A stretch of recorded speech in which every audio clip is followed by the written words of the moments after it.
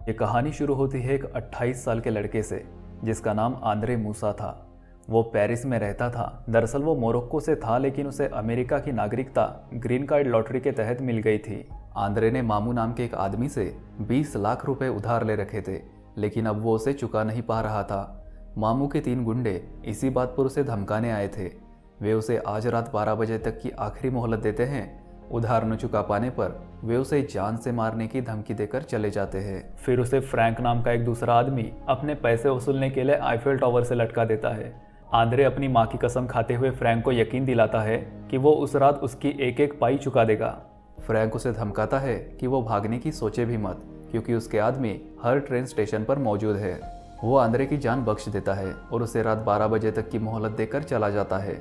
Andre हैरान परेशान पहले अमेरिकन दूतावास पहुंचता है और उनसे मदद की गुहार करते हुए कुछ पैसे मांगने की कोशिश करता है, लेकिन उसे वहां से सिवाय जिल्लत के कुछ भी हासिल नहीं होता, क्योंकि उसका पास्ट रिकॉर्ड अच्छा नहीं था और अमेरिका में उसके नाम धोखाधड़ी और जालसाजी के कई मामले थे। रात यूं ही गुजर जाती है। सुबह होने पर आंद्रे समझ चुका था कि अब देनदार उसे मारने के लिए ढूंढना शुरू करेंगे। बस फिर क्या था, भीगी बिल्ली सा आंद्रे खुद को बचाने पहुंच जाता है पुलिस थाने। वहाँ वो पुलिस वाले को बताता है कि देनदार उसे गोली मारने वाले हैं।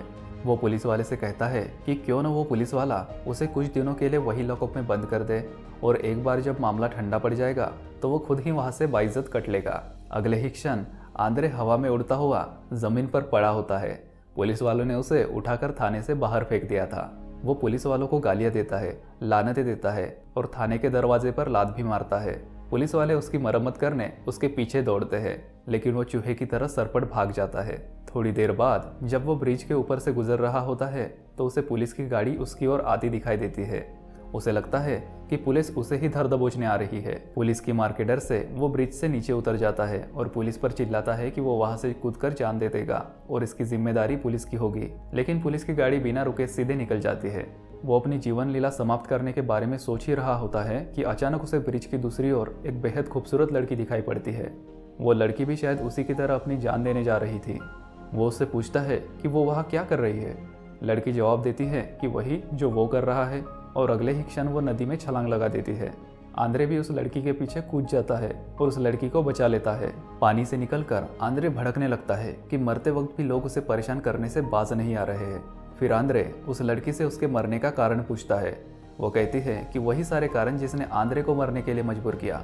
आंद्रे कहता है कि वो मर रहा था क्योंकि उसे लगता है कि वो बेवकूफ़, बदसूरत और पूरी तरह से बेकार है, और उसे नहीं लगता कि उस लड़की को भी सेम प्रॉब्लम है। लड़की कहती है कि वो भी एग्जैक्टली ऐसी ही है, बेवकूफ़ और बदसूरत, लेकिन अंदर से।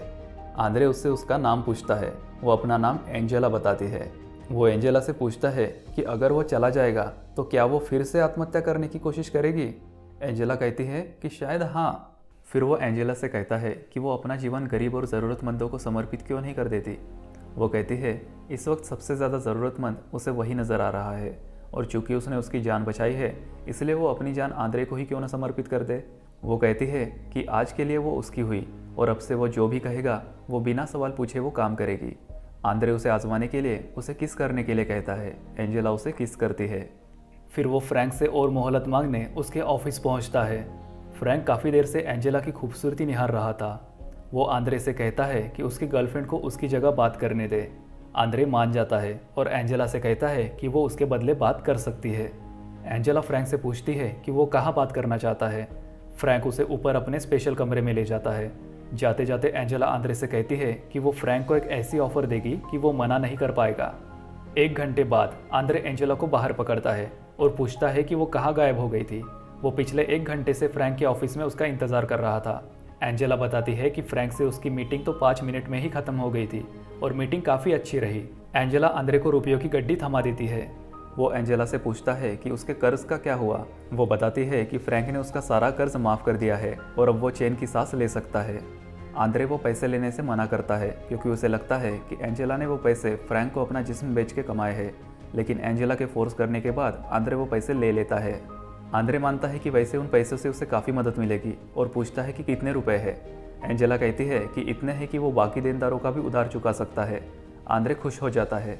फिर एंजेला कहती है कि आंद्रे की मेन प्रॉब्लम यह है कि वो बस सारे समय भागना चाहता है, जबकि उसे शांत होकर ठहर जाना चाहिए। फिर वो आंद्रे को एक जगह ठहर कर अपने आसपास की खूबसूरती निहारना सिखाती है, चैन से सांस लेना सिखाती है। फिर एंजेला उसे बोट राइड में ले जाने के लिए कहती है। बोट राइड में एंजेला आंद्रे से कहती है कि ऊपर आसमान से रात को ये नदी बहुत ही खूबसूरत दिखती है। उसकी ये बात आंद्रे को अजीब लगती है और वो ऊपर आसमान की ओर देखता है। एंजेला उससे पूछती है कि वो अभी भी टेंशन में क्यों है। आंद्रे एंजेला को बताता है कि दरअसल एक स्पेनिश देनदार से उसका कर्ज 25 लाख का है और एंजेला ने जो उसे पैसे दिए हैं वो सिर्फ 10 लाख ही है। एंजेला कहती है कि कोई बात नहीं, जब वो 5 मिनट में 10 लाख कमा सकती है तो 15 लाख और कमाना कौन सी बड़ी बात है। फिर वो उसे क्लब में ले जाती है। वहाँ वो एक के बाद एक कई मर्दों के साथ वॉशरूम में समय गुजारने जाती है और बदले में हर एक से 50,000 रुपये लेती है। वो सारे मर्द एंजेला के साथ जाने से पहले आंद्रे को पैसे देकर जाते हैं। उसकी वजह से एंजेला को ये सब करना पड़ रहा था। इस गिल्ड में आंद्रे शराब पर शराब पिए जा रहा था। शराब के नशे में उसकी एंजेला के लिए आए एक आदमी से बहस हो जाती है और वो आंद्रे की धुनाई कर देता है। फिर सारे पैसे लेकर वो दोनों स्पेनिश देनदार के पास जाते हैं और आंद्रे अपना सारा उधार चुकता कर देता है। इसी खुशी में वो स्पेनिश देनदार आंद्रे को 7 नंबर के घोड़े ब्रूटस पर पैसा लगाने की टिप देता है, क्योंकि 7 नंबर का घोड़ा उसका था और उसने पूरे रेस की सेटिंग कर रखी थी, इसलिए 7 नंबर का घोड़ा ही रेस जीतने वाला था। आंद्रे पागलों की तरह खुश होते हुए अपना सारा पैसा 7 नंबर के घोड़े पर लगा देता है। शुरू में वाकई 7 नंबर सबसे आगे था, लेकिन फिर धीरे धीरे वो पिछड़ने लगता है और फाइनली नंबर 7 सबसे पीछे रह जाता है। आंद्रे अपना पूरा पैसा लुटाकर कैसीनो से बाहर आता है। एंजेला उससे कहती है कि उसे पहले ही ध्यान देना था जब स्पेनिश देनदार ने उससे कहा था कि घोड़े का नाम ब्रूटस है, क्योंकि इतिहास के अनुसार ब्रूटस ने अपने दोस्त सीजर की धोखे से हत्या की थी और ऐसे नाम के घोड़े का धोखेबाज होना तय था, क्योंकि रेस में घोड़े के नेचर के अनुसार ही उनका नाम रखा जाता है। आंद्रे उससे कहता है कि ये बात उसने पहले क्यों नहीं कही। एंजेला उससे कहती है कि उसे स्कूल में हिस्ट्री की क्लास में ध्यान देना चाहिए था। फिर वो उसे एक नोट दिखाती है जो उसने खराब वक्त के लिए बचा के रखा था। दोनों उससे नाश्ता करने के रेस्टोरेंट में जाते हैं। वहाँ एंजेला आंद्रे से कहती है कि वो स्पेनिश देनदार की बात में इसलिए आ गया था क्योंकि उसने उसकी ज़रा सी तारीफ कर दी थी, क्योंकि आंद्रे में सेल्फ स्टीम की कमी है और इसीलिए जब भी कोई उसकी तारीफ करता है वो उसकी बातों में आ जाता है। आंद्रे अपनी कमियां सुनकर झल्लाकर उससे पूछता है कि वो क्यों उसकी ज़िंदगी में इतनी दखल दे रही है, आखिर वो है कौन। तब एंजेला उसे बताती है कि दरअसल वो आसमान से गिरी है और वो वही आसमान में रहती है। वह कहती है कि वो एक परी है।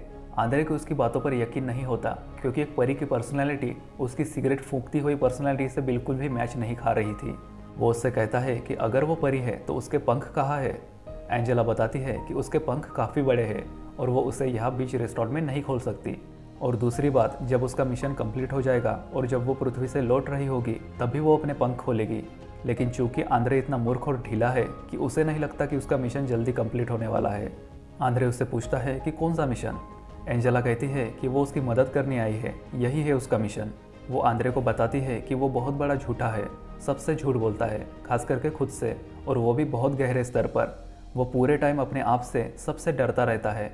वो उसे एक एयर टाइट सीप जैसा बताती है जो समंदर से डरता है।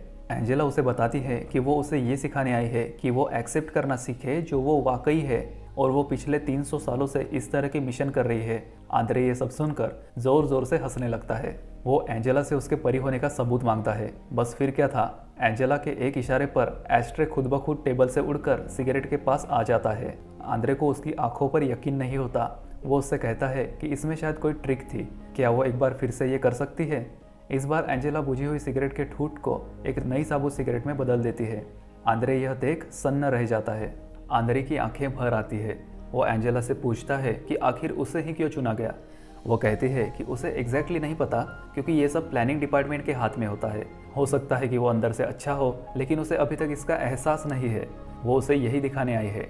वो उसी का रिफ्लेक्शन है, उसी की इमेज। एंजेला आंद्रे से कहती है, मैं तुम हूँ। आंद्रे उससे पूछता है कि क्या आंद्रे 6 फीट लंबी औरत है। एंजेला कहती है कि हाँ, अंदर से कुछ कुछ। आंद्रे कहता है कि वो औरत नहीं है। वो कहती है कि आंद्रे है, आधी औरत है, इनफैक्ट मर्द से ज़्यादा औरत है। वहीं से उसे उसकी संवेदनशीलता, हास्य और बुद्धि मिली है। ये सभी ही स्त्रियोचित गुण है। मर्द शिकारी होते हैं, लेकिन आंद्रे शिकार के लिए नहीं बना है। मर्दाना तरफ से उसने सिर्फ गलत गुण ही पकड़े हैं। झूठ बोलना, महत्वाकांक्षा, हारने का डर, जज किए जाने का डर, प्यार करने का डर। वो आंद्रे को ये भी बताती है कि वो मन से बहुत ही आकर्षक है। फिर उन्हें वो 3 मवाली फिर से मिलते हैं। एंजेला एक ही झटके में तीनों को चित्त कर देती है। अब आंद्रे एंजेला के बारे में सब कुछ जानना चाहता था। वो उसे बताती है कि परियां अपना पास्ट एक्सेस नहीं कर सकती, क्योंकि वो टॉप सीक्रेट होता है। आंद्रे उससे कहता है कि उसके सवालों से कहीं उसे दिक्कत तो नहीं हो रही है। एंजेला कहती है कि बिल्कुल नहीं, क्योंकि जितना ज़्यादा आंद्रे उसमें इंटरेस्ट दिखा रहा है, असल में उतना ज़्यादा ही आंद्रे का खुद में इंटरेस्ट बढ़ रहा है। आंद्रे कहता है कि वो इंटरेस्टिंग बंदा नहीं है। एंजेला कहती है कि वो है, वो गुड लुकिंग है, स्मार्ट है। आंद्रे को उसकी बात पर यकीन नहीं होता। एंजेला कहती है कि सब उसी के अंदर दबा हुआ है, जब तक वो खुद में अपने छुपे हुए गुण देखेगा नहीं तब तक उसे बाहर कैसे निकल पाएगा। वो कहता है कि वो कोशिश कर रहा है, लेकिन ये आसान नहीं है। एंजेला कहती है कि ये आसान है, और फिर उसे ये दिखाने के लिए वो मिरर के सामने ले जाती है। वो उसे उसकी खूबसूरती दिखाती है। वो उससे पूछती है कि उसे अपनी आंखों में क्या नज़र आ रहा है। वो कहता है दया। एंजेला कहती है ढेर सारी। और क्या नज़र आ रहा है? वो कहता है सुंदरता। वो कहती है बहुत सारी। वो कहता है मधुरता। वो कहती है बहुत सारी। और प्यार? ये सुनते ही वो आंखें झुका लेता है। फिर वो आंखें चुराते हुए कहता है हाँ प्यार, शायद बहुत ज़्यादा। एंजेला कहती है कि वो उससे आई लव यू कहे। कुछ नानुकुर के बाद वो ये कबूलता है कि वो एंजेला से बेहद प्यार करता है, पहले दिन से ही, पहले पल से ही। एंजेला उसे प्रोत्साहित करती है कि वो एंजेला को आई लव यू कहे। वो कहता है कि ये बहुत मुश्किल है। एंजेला पूछती है पता है क्यों? क्योंकि किसी ने आंद्रे को आज तक ये नहीं कहा है कि वो उससे प्यार करते हैं। वो उसे बताती है कि प्यार करना मुश्किल हो जाता है जब तक कोई दिखाए नहीं कि प्यार कैसे किया जाता है। फिर एंजेला कहती है आई लव यू आंद्रे, बस मिल गया प्यार। फिर वो कहती है कि अब उसमें से थोड़ा प्यार वो उसे दे दे। आंद्रे कहता है I love you Angela. Angela कहती है कि वो फिर से कहे, लेकिन इस बार बिना उसके नाम के। आंद्रे कहता है आई लव यू। फिर एंजेला कहती है कि अब अपनी आंखों में देख के कहे। आंद्रे अपनी आंखों में खो जाता है, इतना कि उस पल में सिर्फ वो और केवल वही होता है। एंजेला भी उस पल उसके फोकस से बाहर हो गई थी। उसकी आंखें छलछला जाती है और वो फाइनली कहता है I love you Andre, I love you. फिर एंजेला आंद्रे को सच बताती है कि उसने क्लब के वॉशरूम में उस रात किसी भी मर्द को अपनी आबरू नहीं लूटने दी थी, और फ्रैंक के साथ भी उसने कुछ नहीं किया था। उल्टा फ्रैंक की खोपड़ी खोलकर वो पैसे लेकर वहाँ से चंपत हो गई थी। अगले दिन वो दोनों फ्रैंक के पास जाते हैं। एंजेला उसके सभी बॉडीगार्ड्स को बेहोश कर देती है। फ्रैंक को लगता है कि आंद्रे उसे जान से मारने आया है, इसलिए वो उससे अपनी जान की भीख मांगता है।